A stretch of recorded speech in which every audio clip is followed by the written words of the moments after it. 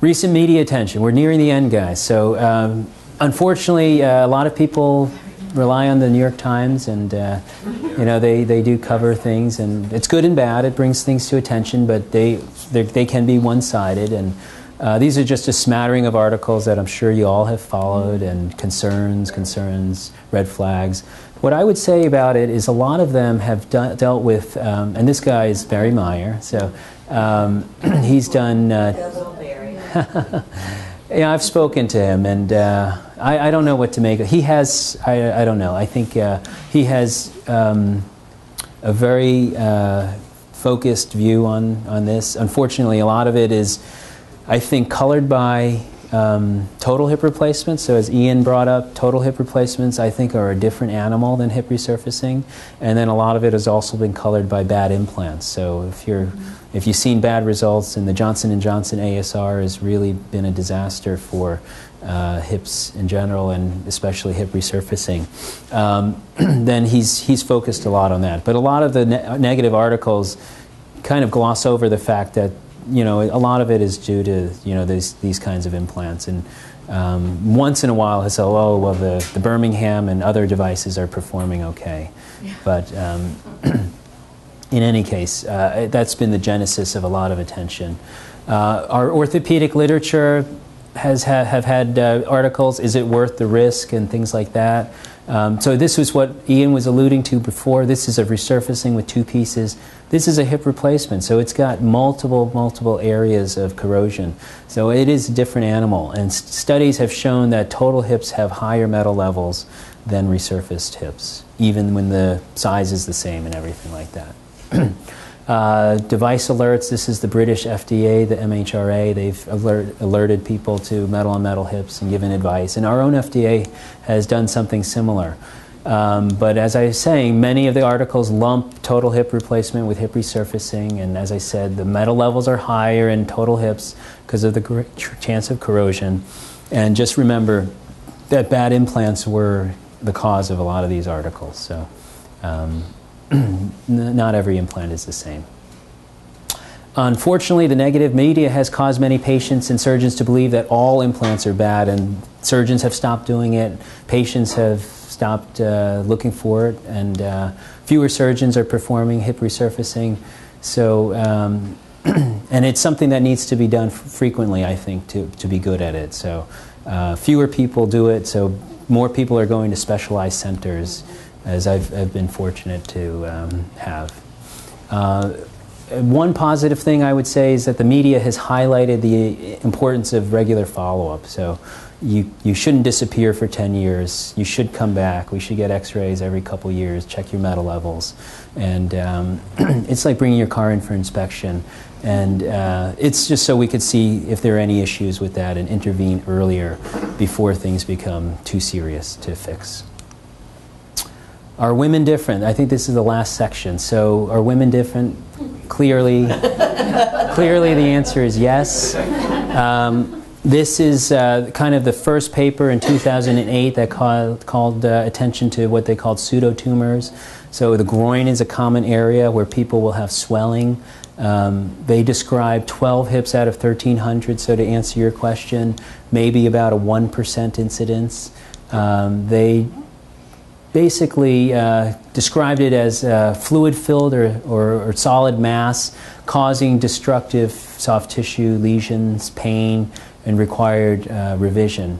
But this is the Oxford group, so they have a unique experience there where they have many surgeons doing surgery, and a lot of them are trainees. So this is the one where a lot of the implants were malpositioned, and maybe obviously that we know leads to problems as well. So 1% may be the percentage, but that may be an overestimate also. But that's basically what had led to a lot of the articles being published. Recently, I think people wanted this addressed, was this JAMA article, Sex and the Risk of Hip Implant Failure. This represents the Kaiser experience from 2001 and 2010. So it is a very large number of patients, and Kaiser also is able to keep track of their patients pretty carefully.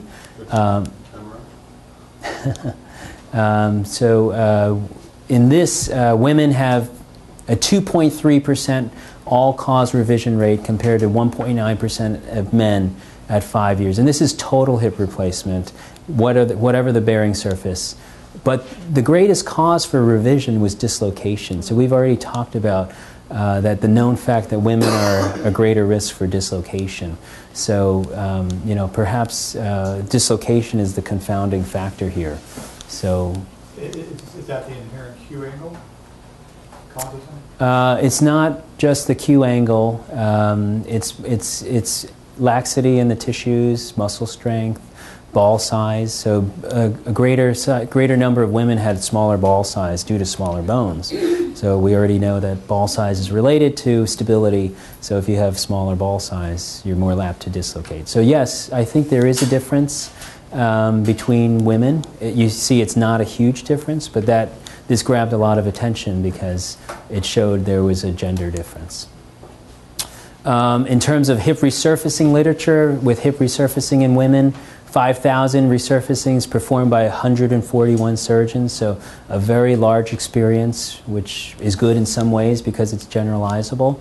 Overall revision rate was very good, so 3.6% at 7 years, but women, again, had basically a double the revision rate. So again, there's a higher rate of allergy dislocation and implant loosening, but also keep in mind these papers are written after the media and people started looking to revise these, so it's hard to tell, but I do think there probably is a higher rate. This says 141 surgeons. Are there any registries which actually break it down by surgeon?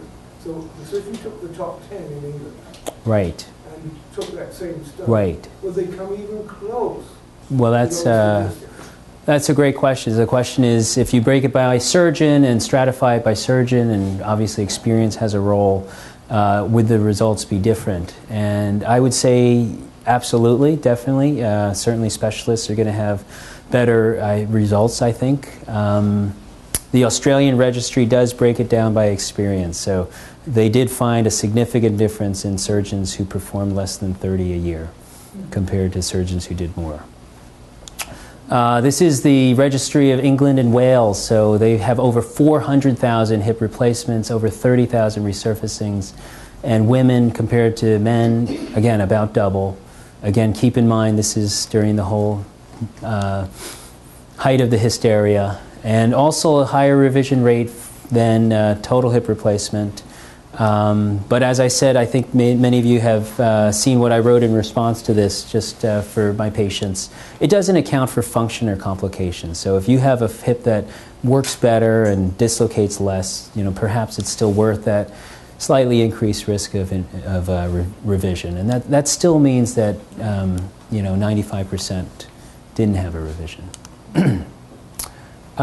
Just to finish up, we did a study also. The United States FDA mandated that we do a study. I'm part of that study. So our FDA mandated that we do a study. And this, our breakdown, we have 293 hips. The majority are men, because men just develop arthritis generally at a younger age with the cam impingement. So most of them are done posteriorly.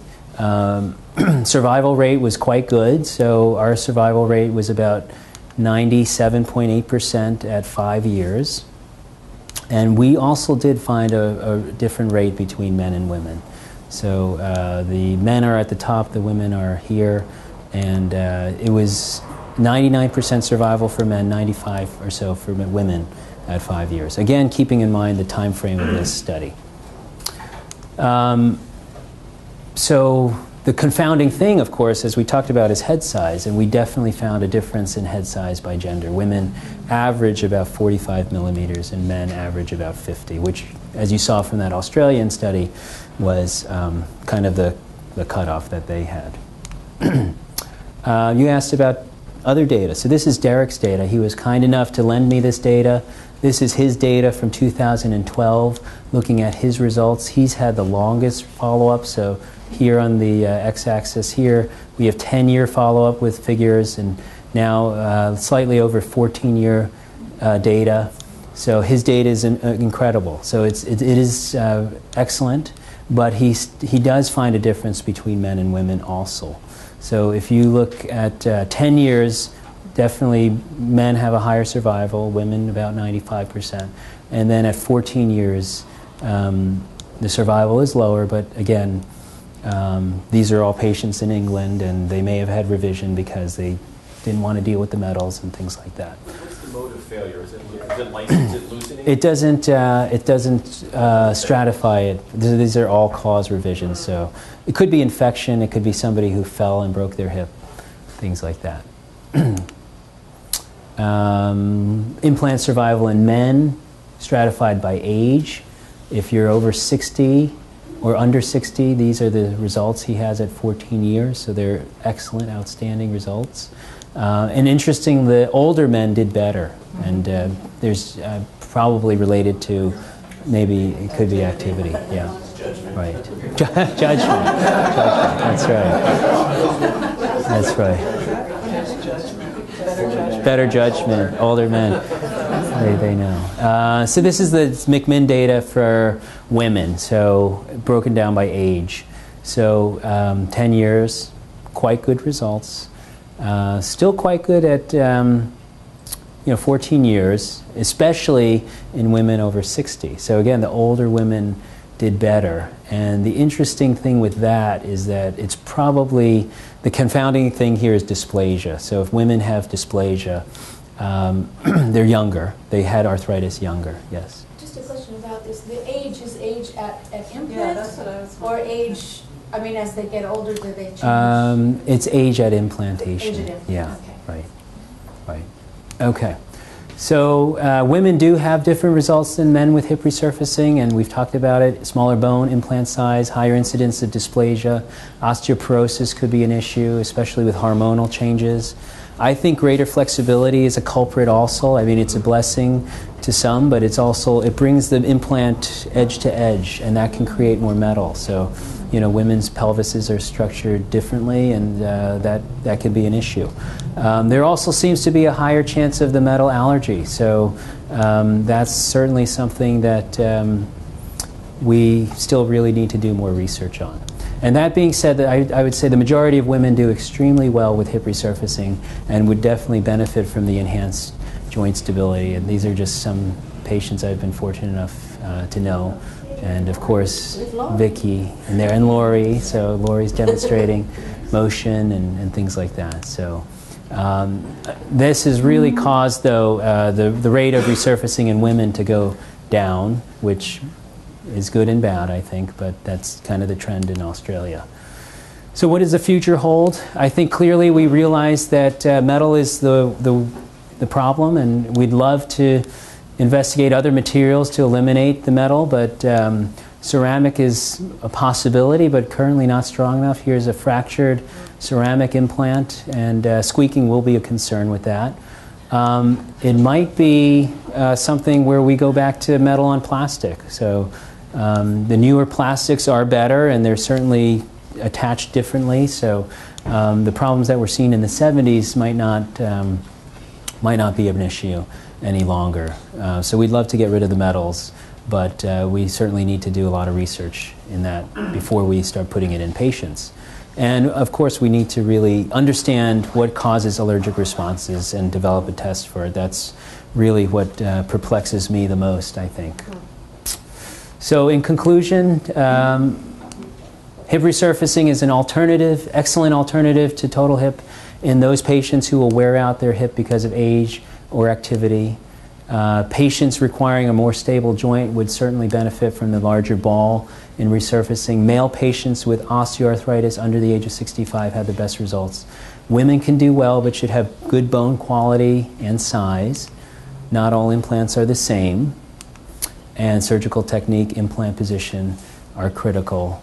Metal allergy is still a concern, and absolutely need to continue to research that.